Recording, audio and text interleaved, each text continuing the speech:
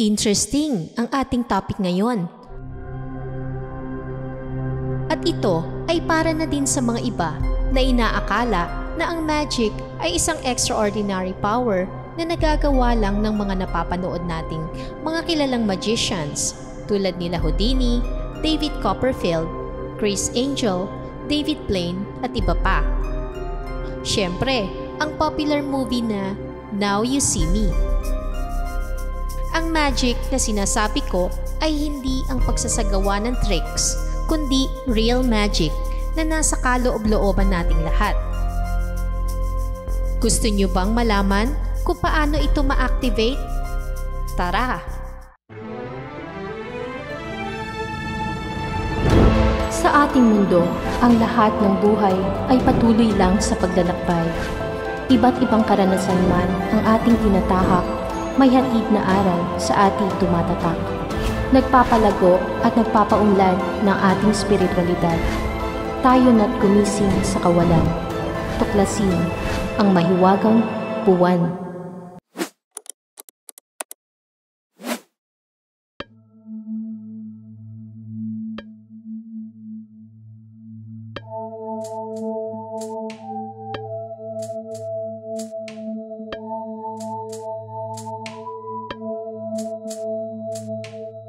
At the center of your being, you have the answer. You know who you are, and you know what you want.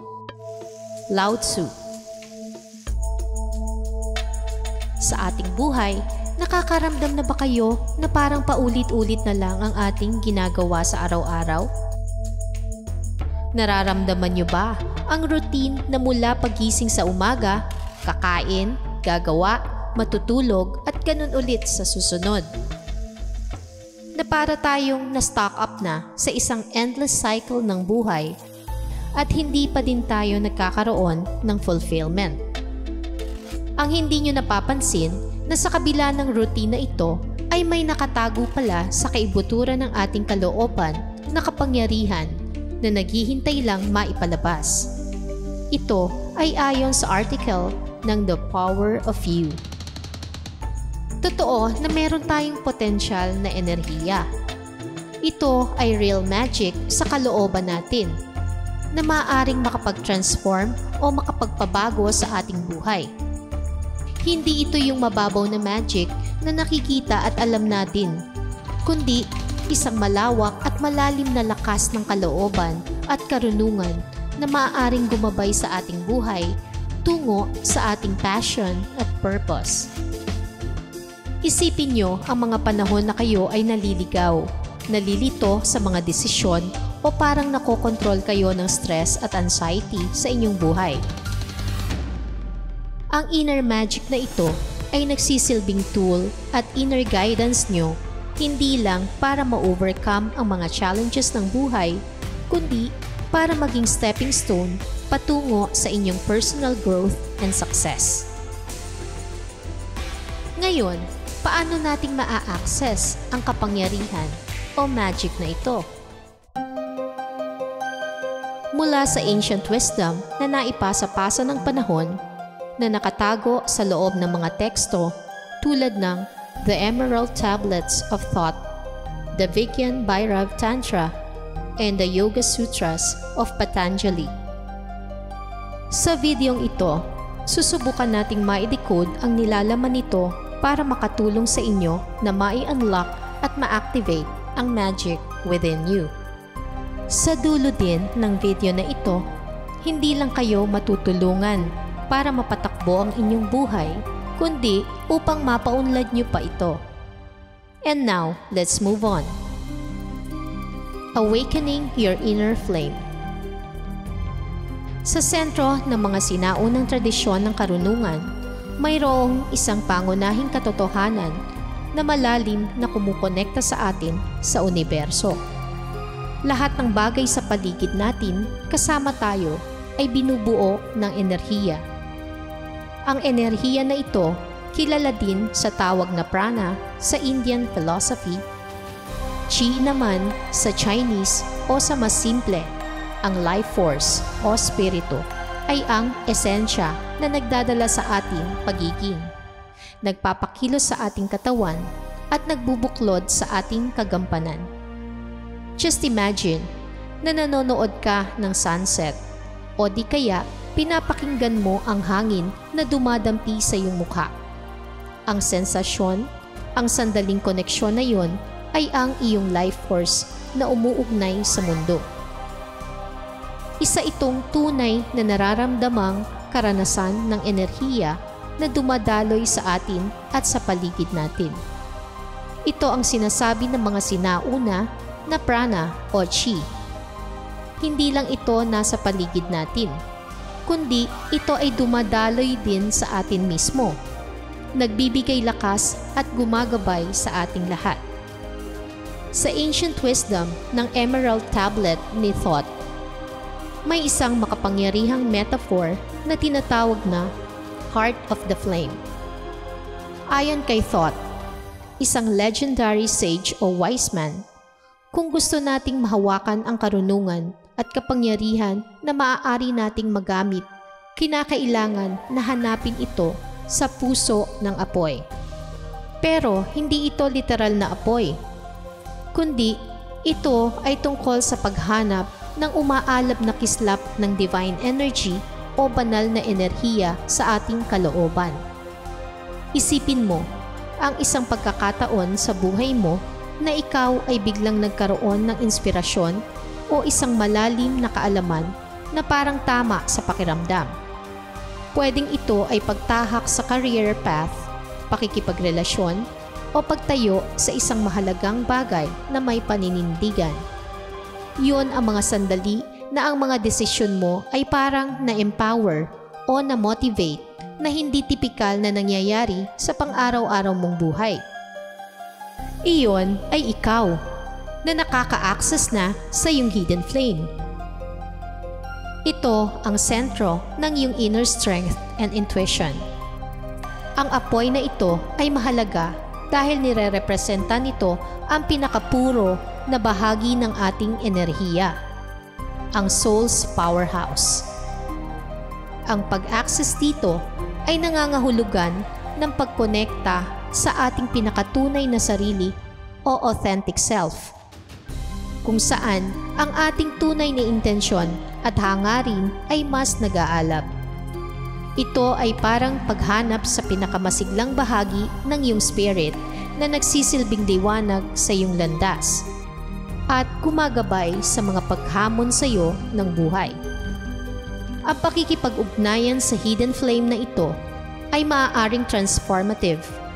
Ito ay hindi lamang tungkol sa pag-unawa o paggamit ng iyong enerhiya.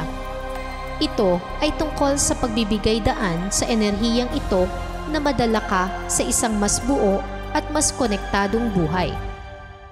Ito ay sa pamamagitan ng pagtuon papasok sa ating sarili at sa pagkonekta sa ating flame mag-uumpisang makakita tayo ng pagbabago. Hindi lang sa pakiramdam at pag-iisip, kundi kung paano tayo mabuhay at makipag-ugnayan sa mundo. Upang madala ito sa isang tunay na konteksto ng mundo, isaalang-alang ang isang tao na nagpa-practice ng meditation o yoga. Hindi lang ito ginagawa para sa relaxation, kundi ito ang paraan para makakonekta sa inner flame. Kapag nakakadinig kayo ng mga taong nagsasabi na natagpuan nila ang kaliwanagan o kapayapaan sa pagpa-practice nito, ang totoong na-access nila ay yung inner flame o inner spark. Ginagamit nila ang kanilang life force, hindi lang para sa pagpapaunlad ng kanilang sarili mismo, maging pagpapalawak na enerhiyang ito palabas upang mapahusay ang koneksyon nila sa buhay mismo. Sa pamamagitan ng pag-unawa at pakikipag-ugnayan sa puso ng apoy, na-activate mo na ang pinaka-dynamic at vital part ng iyong sarili. Ang paglalakbay mong ito dito sa mundo ay tungkol sa pagpapailaw mo sa apoy na ito upang mapagana ang full potential ng iyong life force o spirit. Ito ay para sa pagpapaunlad ng lahat ng aspeto ng iyong pag-iral dito sa mundo. accessing the hidden magic and energy within you. Ngayon na natalakay na natin ang tungkol sa konsepto at kahalagahan ng inner flame, aalamin naman natin kung paano ito matatap upang ma-utilize natin sa ating buhay dito. Isipin nyo ang ating puso na hindi lang nagpapalpitate physically. Ito ay tinaguriang seat of the soul at tunay na sentro ng iyong pagkatao. Ayon sa maraming ancient traditions, ito ay parang command center kung saan ang iyong malalim na pandama, ang iyong true self, at ang pinaka-raw potential ay nakahimlay. Upang makakonekta sa pinakamalawak na bahaging ito ng iyong sarili, may mga specific techniques na hindi lang makakatulong at gabay, kundi makakapagpalabas ng makapangyarihang enerhiyang ito. Ang isa sa pinakamabisang paraan para ma-access ang inner magic na ito ay sa pamamagitan ng heart-centered meditation. Hindi ito para tanggalin ang iyong mga iniisip. Bagkus, ito ay para ma-focus mo ang iyong atensyon sa paligid ng iyong puso na animo isang malawak na lugar na puno ng liwanag. Narito ang ilang epektibong techniques para sa pagpapalabas ng ating inner magic. Number 1. Meditation. Maaari mo itong umpisahang gawin sa pag-upo ng komportable, nakapikit at dahan-dahang humihinga ng malalim, inhaling and exhaling, hanggang sa makuha mo ang kalmadong pakiramdam. Sa iyong paghinga, i-envision mo ang mainit na liwanag at enerhiyang ito na naiipon sa iyong puso. Sa iyong pag-exhale o paghinga palabas, isipin mo na lahat ng negatibong elemento sa iyong katawan, isipan at damdamin ay lumalabas hanggang ito ay mawala lahat. Tulad lang ito kung may isang tao na sosobrahan sa stress sa trabaho. Kapag siya ay huminto sandali at huminga ng malalim ng 10 beses, nagiging kalmado ito at mas nababawasan ang stress. Para lang ito na pinindot mo ang reset button ng iyong inner state o panloob na estado. Number 2. Energy work. Isa pang technique ay ang energy work na nagdadala sa isang tao upang magkaroon ng kamalayan o awareness sa pag-aaral upang mamanipula ang life force na tinatawag na chi, prana o energy na dumadaloy sa loob ng tao at maging sa paligid nito. Ito din ay ang ating chakras. Kinakailangan na mai-align o mai-attune natin ang enerhiyang ito sa positibong vibrational frequency ng mundo and furthermore sa universe upang gumana ang magic nito. Ang enerhiyang ito ay maaaring niyong maramdaman sa mga panahon na nagkakaroon kayo ng intense emotional moments o sa pagpapractice ng physical activities na nangangailangan ng malalim na konsentrasyon tulad ng yoga o martial arts. Halimbawa, sa pagpapractice ng Tai Chi, kinakailangan ito na gawin ng marahan at mabagal upang makapag-focus ng malalim sa sensasyon ng katawan. Actually, pinapakiramdaman at ginagabayan nila ang kanilang life force na lumilikha ng pagdaloy na nakakapagpatatag at nakakapagpataas ng kanilang lakas at sigla. Number 3. Visualization. Isa pang simpleng practice ay ang paglalagay ng iyong kamay sa dibdib, sa tapat ng puso at pag-visualize na may maningning na apoy sa paligid ng iyong dibdib. Sa bawat mong paghinga, imagine na mas lumalaki at lumalakas ang maningning na apoy na ito. Pakiramdaman mo ang init na kumakalat sa buo mong katawan. Hindi lang nakakatulong ang visualization na ito sa grounding at centering, kundi tumutulong din ito na ma-empower ka at malalim na makakonekta sa iyong life force. Ang mga practices tulad ng meditation at energy work ay hindi lang spiritual exercises. Mayroon din itong practical na implikasyon. Nakakatulong itong makapagpabawas ng stress, makapagpa-improve ng focus o concentration, at makapaghatid na makabuluhang balanse na pang-emosyonal. Sa palaging pagsasanay nito, mas mapapadali mong matap ang inner flame o energy na ito, especially sa mga pagkakataon na nasa gitna ka ng kaguluhan, krisis o stress. Sa palagi ang pagpapractice nito, unti-unti mong matatanggal ang tumatakip sa iyong inner flame. Sa kalaunan, makikita mo na lang ang iyong sarili na naa-access na ang makapangyarihang enerhiyang ito at karunungan ng madali at maghahatid ng insight and inspirasyon sa iyong buhay.